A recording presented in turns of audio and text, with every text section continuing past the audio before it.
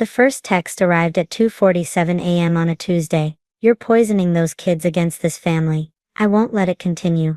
I stared at my phone in the darkness of my bedroom. My 8-year-old daughter asleep down the hall, my 6-year-old son in the room next to hers. My Uncle David had always been controlling, but this felt different, darker. I didn't respond. Instead, I took a screenshot and created a new folder on my phone. Evidence. By morning there were 6 more messages. Your mother agrees with me. Those children need proper guidance. We've discussed options. Legal options. Don't think your little divorce gives you all the power here. Family court favors stability. We can provide that. Answer me. Your silence is proof you know I'm right. I fed my kids breakfast, packed their lunches and drove them to school. My hands were steady on the wheel. My voice was calm when I kissed them goodbye. But my mind was cataloging everything: timestamps, exact wording, implied threats. That evening my mother called. David says you're ignoring him. I saw his messages, I said. He's just worried about the kids. We all are. Since the divorce you've been so. She paused, searching for the word. Isolated. I'm fine, Mom. That's exactly what someone who isn't fine would say. Her voice took on that familiar edge. David thinks the children should spend more time with family. Real family support. They see you every other weekend. That's not enough. David's talked to some people. He knows a family lawyer who. I hung up. 3 more texts arrived within the hour. Your mother is very upset. Hanging up on family shows exactly why we're concerned. The children deserve better than this instability. I screenshot each one. The folder now had 15 images. Wednesday brought a family group chat I hadn't been part of creating. My mother, David, my Aunt Patricia, and my cousin Jennifer. David had added me with a message. We need an intervention. Sarah's parenting choices are affecting everyone. My Aunt Patricia, those poor babies. They looked so thin at the last gathering. My cousin Jennifer. I've been worried too. She seems so stressed. My mother. We're family. We have to act. I watched the messages pile up. They discussed my finances. How could I afford the kids' activities? My work schedule always at the office. My dating life. That man she brought to Easter wasn't appropriate around children. David. I've contacted attorney Morrison. He handles family custody matters. He says grandparents and extended family have rights.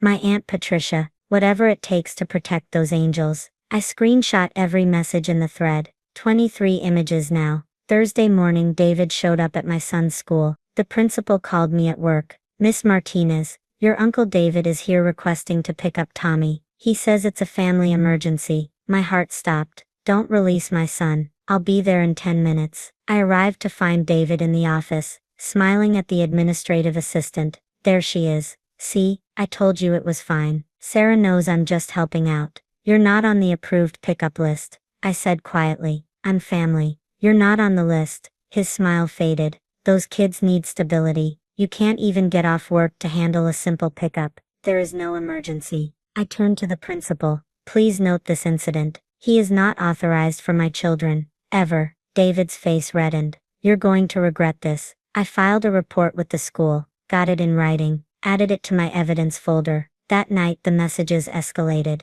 You embarrassed me in front of school staff. I'm done being nice about this. I've already filed preliminary paperwork with family court. Your mother is signing an affidavit about your mental state. Patricia is documenting the children's neglect. Jennifer has photos from the last gathering, bruises on Tommy's arm. My son had fallen off his bike 2 weeks ago. The bruise was from that. We have evidence, testimony, documentation. You're going to lose them, and you'll have no one to blame but yourself. Answer these messages or it shows parental alienation. I'll make sure you never see them again. I sat on my bedroom floor and screenshot every single message. My hands didn't shake, my breathing stayed even. Then I opened my laptop and did what I'd been avoiding for 3 days. I sent an email to someone I'd hoped never to contact professionally. Judge Williams, I'm sorry to reach out like this. We worked together on the Juvenile Justice Reform Committee 5 years ago. I need guidance on a family matter that's escalating.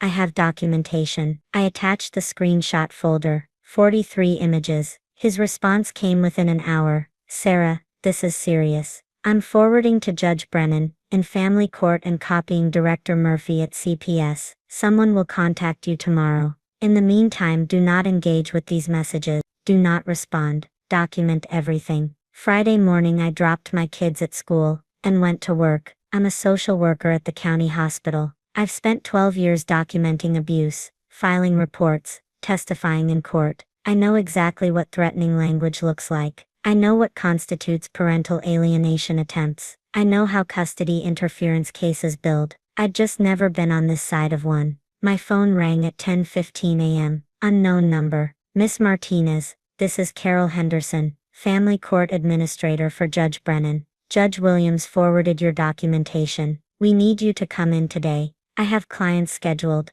This is priority. Miss Martinez, the messages constitute credible threats against minor children. We're initiating emergency protocols. I rescheduled my afternoon and drove to the courthouse. Carol Henderson met me in a conference room with Judge Brennan and a woman who introduced herself as Director Murphy from Child Protective Services. Walk us through the timeline, Judge Brennan said. I did. Every message, every group chat screenshot, the school incident, the family dynamics. My voice stayed level, professional. This was what I did for other families every day. Your uncle claims he has legal standing for grandparent visitation, Judge Brennan said. He's not a grandparent, he's my mother's brother. He's arguing extended family rights under the kinship care statute. That statute applies when parents are unfit or unavailable. I'm neither. Director Murphy leaned forward. You work in child welfare. You know how these cases can spiral. Your uncle has already established a pattern of boundary violations and intimidation.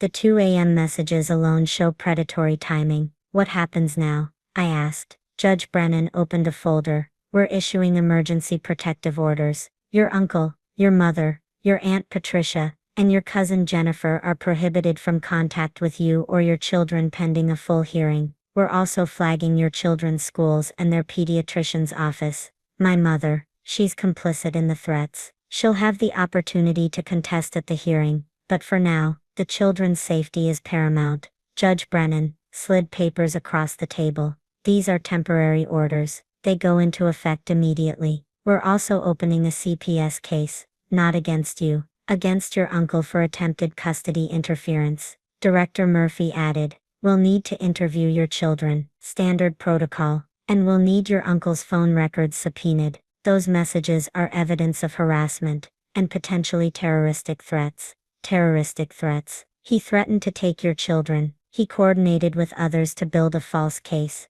He attempted unauthorized school pickup.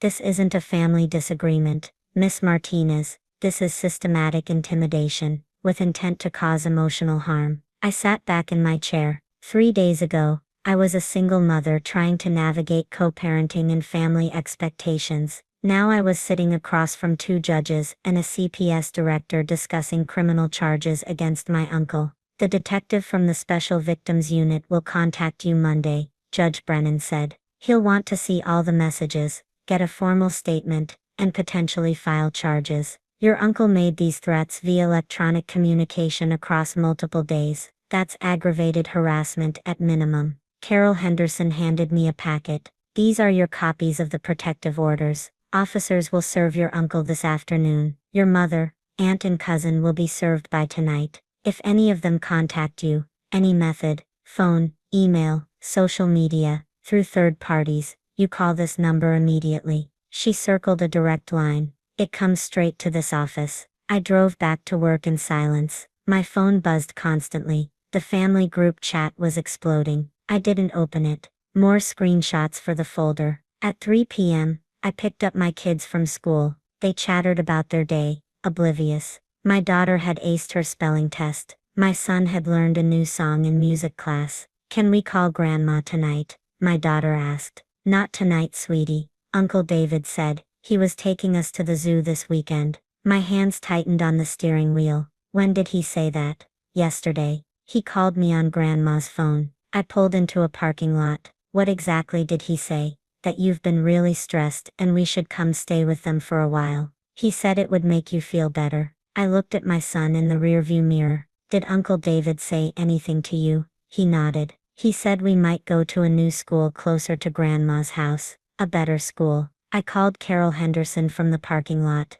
They've been contacting the children directly. My daughter just told me my uncle called her on my mother's phone yesterday. That's parental alienation. I'm adding it to the order. Judge Brennan is going to want those children interviewed immediately. Can you bring them to the CPS office Monday morning? They'll be scared. We have child forensic specialists. They're very good at making it comfortable, but we need their statements. Your uncle is already trying to manipulate them. That evening, I sat my kids down. Uncle David and Grandma are going to take a break from visiting for a while. Why? My daughter's eyes filled with tears. Because they need to understand some boundaries. Families are supposed to make each other feel safe. Right now, their behavior isn't making mommy feel safe. Did we do something wrong? My son asked. No, baby, you did nothing wrong. This is grown-up stuff that mommy's handling. My phone buzzed, a text from an unknown number. You've destroyed this family.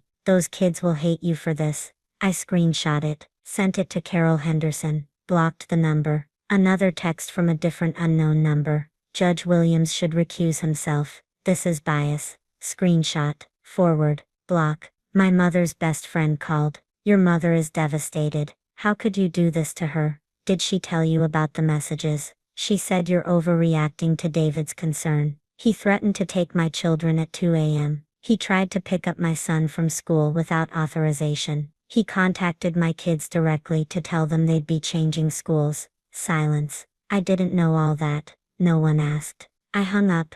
Monday morning, I took my kids to the CPS office. A kind woman named Dr. Simmons interviewed them separately in a room with toys and colored pencils. 45 minutes later, she emerged. Your son confirmed your uncle, told him he'd be living with Grandma soon. Your daughter confirmed multiple phone calls she didn't tell you about, because Uncle David said it would upset mommy. That's textbook manipulation. Detective Morrison from SVU arrived at noon. He was in his 50s, with tired eyes and a gentle voice. Miss Martinez, I've reviewed everything. The messages, the school incident report, the children's statements. We're filing charges, harassment, attempted custodial interference, and child endangerment through emotional abuse. Will he go to jail? He'll be arrested. Then there's arraignment, bail, trial. But yes, given the pattern, and the violation of protective orders by contacting your kids through your mother, he's looking at serious consequences.